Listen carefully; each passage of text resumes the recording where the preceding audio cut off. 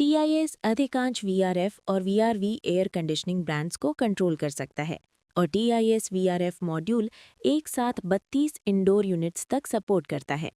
सही connection method जानने के लिए वीआरएफ मॉड्यूल मैनुअल देखें, जिसमें Daikin, Samsung, Mitsubishi, LG, media और अन्य प्रमुख ब्रांड्स के साथ कम्युनिकेशन का पूरा विवरण दिया गया है। हमेशा अपने एसी ब्रांड के साथ कंपैटिबिलिटी ज़रूर चेक करें। टीआईएस वेबसाइट पर जाएं और एचवीएसी कंपैटिबिलिटी टूल का उपयोग करें, जहां आप एसी मॉडल नंबर के आधार पर सर्च कर सकते हैं।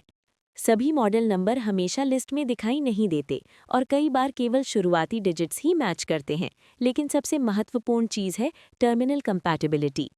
आप हमारी टेक्निकल सपोर्ट टीम को अपने एसी का वायरिंग डायग्राम और मॉडल नंबर की फ़ोटो भेज सकते हैं, ताकि हम कंपैटिबिलिटी वेरीफाई कर सकें और टीआईएस वीआरएफ मॉड्यूल के लिए ज़रूरी हार्डवेयर की सलाह दे सकें। अब ईथरनेट केबल को वीआरएफ गेटवे से कनेक्ट करें। मॉड्यूल पर नेट बटन दबाएं, जिससे उसका आईपी एड्रेस दिखाई देगा। सुनिश्चित करें कि आपके कंप्यूटर का आईपी एड्रेस वीआरएफ मॉड्यूल के आईपी रेंज में ही हो। अब ब्राउज़र खोलें और वीआरएफ मॉड्यूल का आईपी एड्रेस डालें। लॉगिन विंडो दिखाई देगी। यूज़र नेम में एडमिन दर्ज करें, पासवर्ड खाली छोड़ें और साइन इन करें।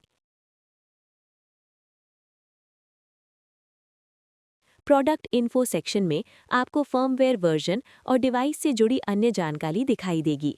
यदि फर्मवेयर अपडेट की आवश्यकता हो तो बेसिक सेटिंग में स्टार्टअप पर दिखने वाला क्यूआर कोड हमें भेजें। आप नेटवर्क पैरामीटर्स जैसे आईपी एड्रेस बदल सकते हैं या डीएचसीपी को अनेबल कर सकते हैं। अब एसी सेटिंग में जाएं और लिस्ट में से अपना वीआरएफ ब्रांड चुनें।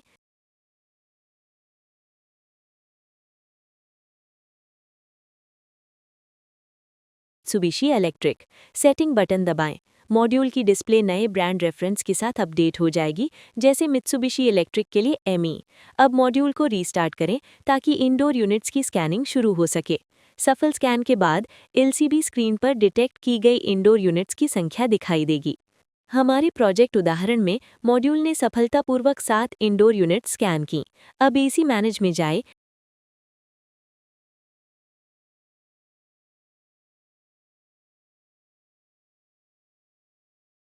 किसी एक इंडोर यूनिट को चुनें और मैनेज दबाकर उसे ऑन करके टेस्ट करें। उससे संबंधित रूम को पहचानें और उसका नाम नोट करें। यही प्रक्रिया सभी बाकी इंडोर यूनिट्स के लिए दोहराएं।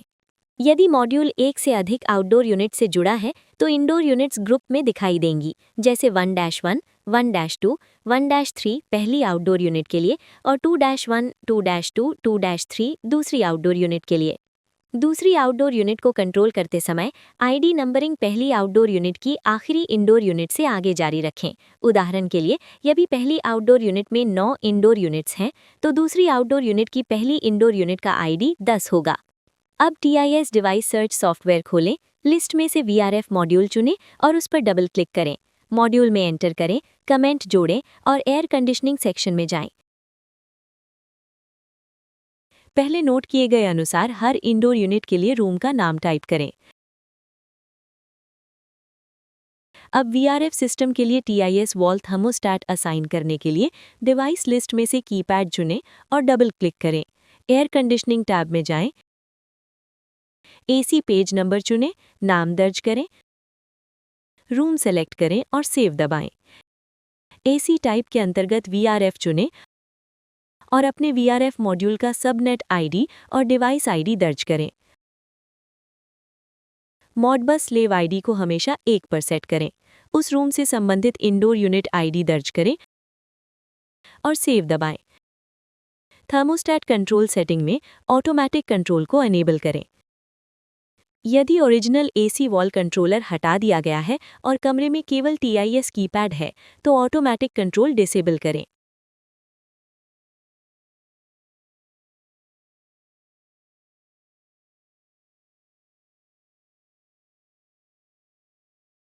यदि ओरिजिनल एसी वॉल कंट्रोलर अब भी उसी कमरे में मौजूद है, तो आप एसी स्टेटस सेक्शन या टीआईएस वॉल पैनल के एसी पेज से एसी कंट्रोल टेस्ट कर सकते हैं।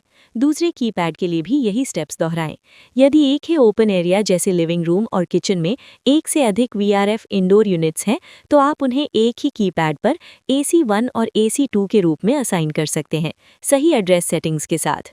कॉन्फ़िगरेशन पूरा होने के बाद आपका एसी पेज प्रोजेक्ट डेटाबेस में दिखाई देगा, जिससे थर्ड पार्टी इंटीग्रेशन संभव होगा।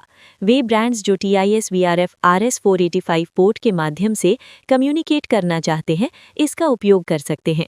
ब्राउज़र के माध्यम से मॉड्यूल में लॉगिन करें। बेसिक सेटिंग पेज में RS485 कॉम पैरामीटर सेक्शन के अंतर्गत आप थर्ड पार्टी सिस्टम्स के लिए ASCII कम्युनिकेशन कॉन्फ़िगर कर सकते हैं। ASCII कोड की पूरी लिस्ट हमारी वेबसाइट से डाउनलोड की जा सकती है। TIS VRF module Modbus RTU protocol को भी सपोर्ट करता है। इससे जुड़ी विस्तृत जानकारी VRF मॉडबस डॉक्यूमेंटेशन में उपलब्ध है, जो हमारी वेबसाइट पर मौजूद है।